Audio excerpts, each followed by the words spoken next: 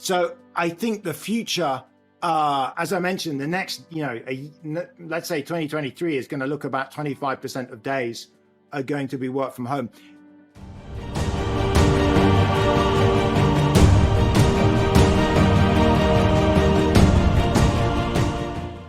Great. So just to be clear, most people want to be a mix. So I just, again, give you some numbers. So if you survey people, roughly 20% of people want to work fully in person. So they tend to be, young 20 somethings or 50 pluses. And they just say, it's really lonely being at home. I just want to come in every day of the week. About 30% of people want to work permanently remotely at the other end. They tend to be, middle-aged with a nice house, younger kids. And they just, they're happy and they don't want to go in at all. That's a long, painful commute. And then the remaining 50%, which is, almost the majority of people actually want to come in a mix of days and work from home. So that's where we're heading. We're heading for a world where it's hybrid, where you're in some days and at home some days. To be clear, that's not that radical. So it seems like it's a really radical change versus pre-pandemic. But if you think back to 2019, pretty much everyone listening, I'm sure, sometimes work from home. Maybe it's after work in the evenings, maybe it's on the weekend. There wasn't this professionals already. Sometimes you would, take a day off or come in late at lunchtime. So I think the future, as I mentioned, the next, let's say 2023 is going to look about 25% of days are going to be work from home. If you extrapolate out, the big change is going to be technology. So this is like Econ 101. Do you think that tells us that there is an explosion of better technology?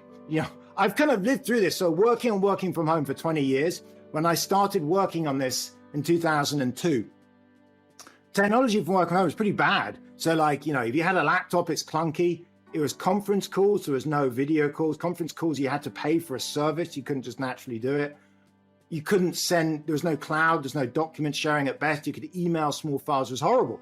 And if you ask people what it was like in the 80s, they're like, it was terrible that my boss would, drop piles of paper for me or vice versa. So technology, what we're doing now, working on Zoom, that really took off from, video calls were kind of good from 13, 14, 2015 onwards. Cloud, document sharing, again, Dropbox, this stuff is only about the last 5 years. So I think another trend is, it's not clear what the technology will be, but for sure there's going to be some major technologies that are going to come around.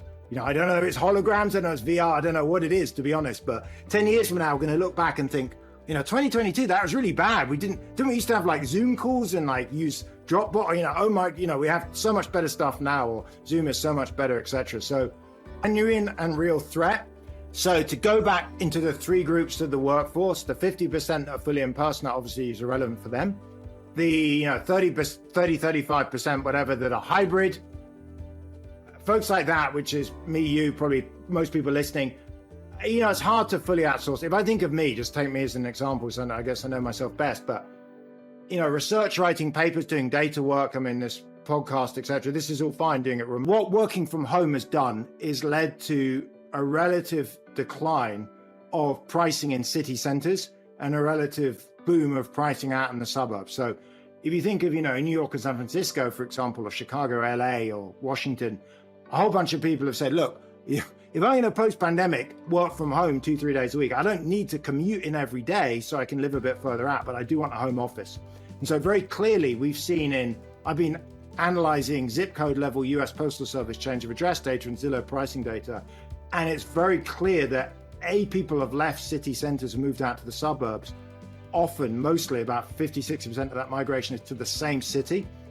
And B, that's pushed down relatively prices in city centers and pushed them up in suburbs. So, for example, for San Francisco, city center prices are on roughly the trend you would have seen from pre-pandemic. So, 2021, they collapsed, they're back to trend, but they've certainly not outperformed.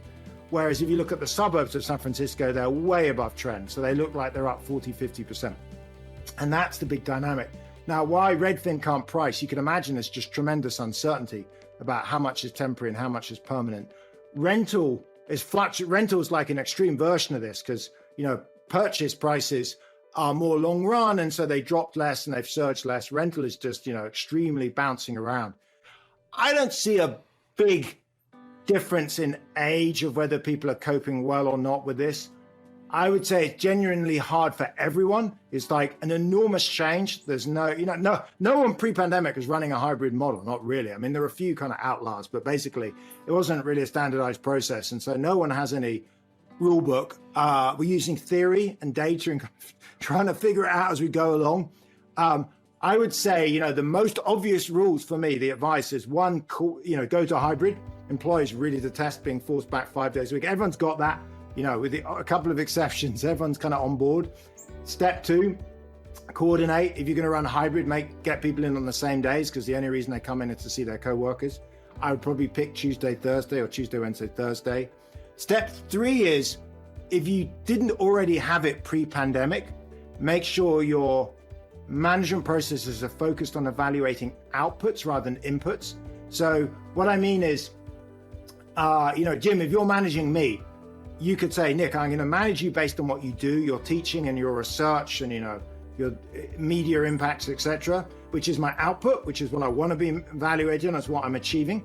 Or you could say, look, I'm going to evaluate you on inputs. How hard you are, how many hours you're sat at your desk, how many emails you send, how furiously you appear to be typing, etc. Now, pre-pandemic, managing inputs was okay. It wasn't great. You could get away with it. It was management by walking around and just watching what people do. It's not perfect, but it was kind of livable. Of course, with work from home, that's just a disaster. And then, there are some fully remote people, but they're not such a big share. So in terms of the people who are hybrid, if you're at home 2 days a week, depends on what you think the pattern for that's going to be. So when you're working at home, do you substitute going out to buy lunch and dinner, in New Manhattan or whatever, going shopping, services, going out to, shows and stuff, for doing that in your local retail park or shopping mall, in which case it just changes location, but probably doesn't really change total quantity.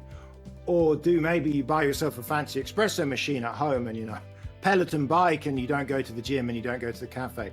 My guess is a bit of both.